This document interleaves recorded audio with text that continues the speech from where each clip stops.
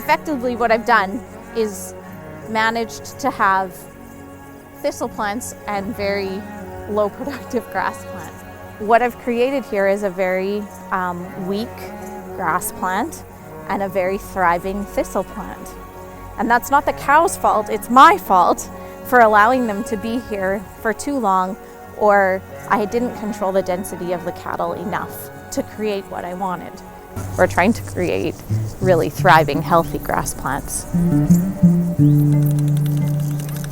Early in the spring, we usually will come through here and we'll take just, if the plant is this big, we'll try and get one bite off of every plant and get out and in times of fast growth, we move the cattle really fast because that's what encourages regrowth and root structure and microbial activity beneath the soil. But what happened was we went too slow and allowed the cattle to be here for too long, which then took the plants down too far.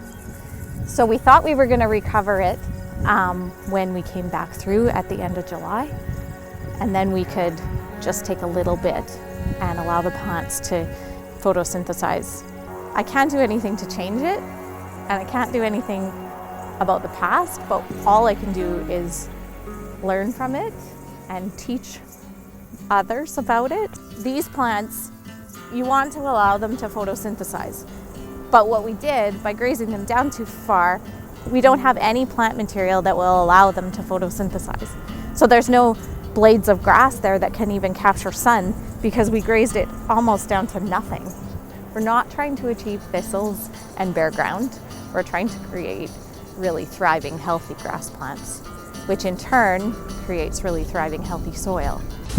So this is where we did a little bit more of I call it low density grazing. So 233 head on 10 acres for one day. And we didn't divide the paddock up at all. So then you get some higher plants that haven't really been touched and some lower graze plants that got touched a little bit too much, but better, significantly better than the overgrazing that happened on the other side. So we've made an improvement in this paddock. So right in here is probably a really good example of ideal grazing. So this paddock is 10 acres. We split it about 3/4 of the way down. There are water sources at the very far end.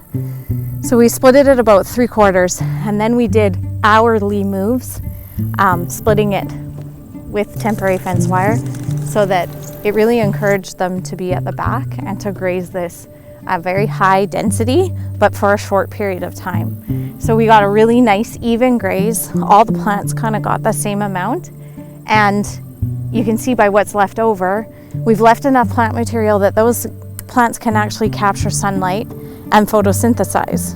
But by leaving enough plant material on top, we also didn't damage the root system.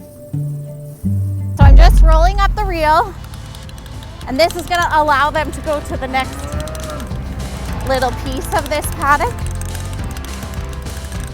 So by controlling how much land they get in a day, we can control how they graze and what they graze and what they eat or don't eat, and how much density we want to have on any given spot.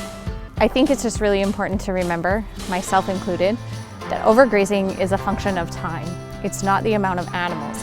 So because I overgraze that land doesn't mean that I need to go out with less animals next time. It just means that I need to control the time that they are allowed to be on that land better.